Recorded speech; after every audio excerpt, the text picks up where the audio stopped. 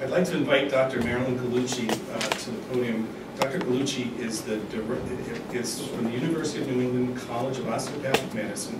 She's the Director of Geriatrics Education and Research. I had to write that down. That's quite amazing. Thank you. A lot of letters. Thank you, John. Good morning, everyone. I am also part of the GLBT community. I've been at the University of New England since I've had black hair. It's been a while, but it was quite an honor to work on this needs assessment and to make a plug for our QMed group at the College of Osteopathic Medicine. Our students wrote the survey for providers that will be coming out this next year so that we can survey providers in terms of the care that they provide to GLBT older adults. So this needs assessment was actually the foundation for establishing the SAGE affiliate chapter in Maine.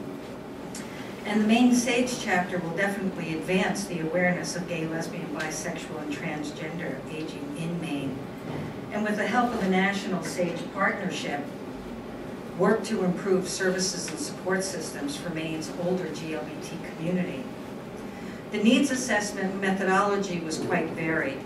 It included an online SurveyMonkey survey, as well as a paper survey for those people that were not able to access computers. That sample for the survey was a convenience sample. People that volunteered to just take the survey. There was no way for us to really go out and recruit in any way other than by general notice. There were 468 people that responded to those surveys. There were also 3 focus groups in 3 diverse areas of Maine, and that included 36 people. Those GLBT folks were actually part of what we call a snowball sample, that once you let someone know about this focus group, you hope that they will pass that on to someone else, creating this snowball effect, and that we have friends inviting friends to these focus groups. So this is a population that's often hidden in Maine and very difficult to engage in any kind of research, mostly because they are concerned about their anonymity and their safety. So the survey and focus group questions were grouped under 4 categories: healthcare, personal safety, social services, and social well-being. As part of social well-being, mental health was included in that. The findings, not surprising, many of the results in the survey indicated that GLBT older adults will share many of the same risks as Maine's elderly regarding healthcare, social service, and support. However, regardless of financial status or community connections, GLBT older adults are at risk of isolation and discrimination more so than their homosexual counterparts. And this is based on their minority status, heterosexual counterparts,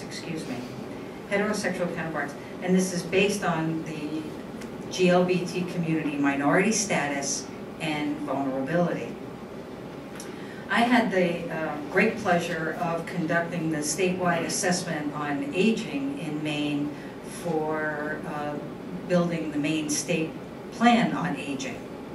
And as part of that, there was this nice symbiotic relationship between Strategy 1.3 of the Maine State Plan on Aging, which states, expand outreach and advocacy to Maine's Native American populations, Maine citizens living on coastal islands, racial ethnic language communities, GLBT, and those living in rurally isolated areas.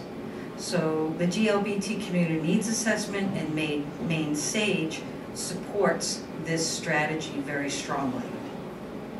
It also demonstrates that GLBT Mainers are in need of outreach and advocacy, and there is an identifiable group of GLBT Mainers who are interested and potentially supportive of a SAGE affiliate chapter, which is evident by it being in place now. So there are 4 goals as part of the conclusion of this survey that should be the initial focus of the Maine SAGE affiliate. 1, create a network of healthcare providers and other professionals who are knowledgeable and affirmative regarding GLBT aging issues. 2, train staff and management of long-term care services and facilities to provide a referral network of GLBT affirmative support. 3, provide support and assistance if harassment or assault is experienced, and provide broader education regarding Maine civil rights protections for GLBT individuals. And 4, create opportunities for social support and activities to reduce isolation and depression, as well as appropriate referrals to GLBT affirmative providers of mental health services. As you can hear, we have quite a lot of work to do. The Maine SAGE chapter, under the leadership of Doug Kimmel and Adria, have already started to establish committees, and so we will be acting on these conclusions forthwith. Thank you. Thank you, Marilyn. Another one of our key volunteers and one of the authors of the report, unfortunately, is unable to join us this morning, but I've asked at the very last minute for Jess Maurer, the Executive Director of the Area Agencies on Aging, to read those remarks, because I believe they're important. They should be on the record. And Jess, thank you very much for that. So good morning. My name is Jessica Maurer. I'm the Executive Director of the Maine Association of Area Agencies on Aging, and I was very pleased to also be a part of the creation of this report and also facilitating the needs assessment that went on. And I'm also very pleased to speak on behalf of Cheryl Weaver, who at the very last minute could not attend to provide these comments on her own. She's one of the primary producers of this report, and I should mention that she's a 76-year-old woman. So just, you know, I'm a little older, just pretend, right? And so these are her remarks on caregiving. She says, talk to any older Mainer about aging and you hear the same thing no matter where you go. I want to do it myself. Help is the hardest thing to ask for. But there comes a time when each of us needs help. When we need the help of others to do things we've always done, like cleaning our homes, fixing meals, shopping, getting the car fixed. Family members and neighbors are good about helping us out, without making us feel helpless.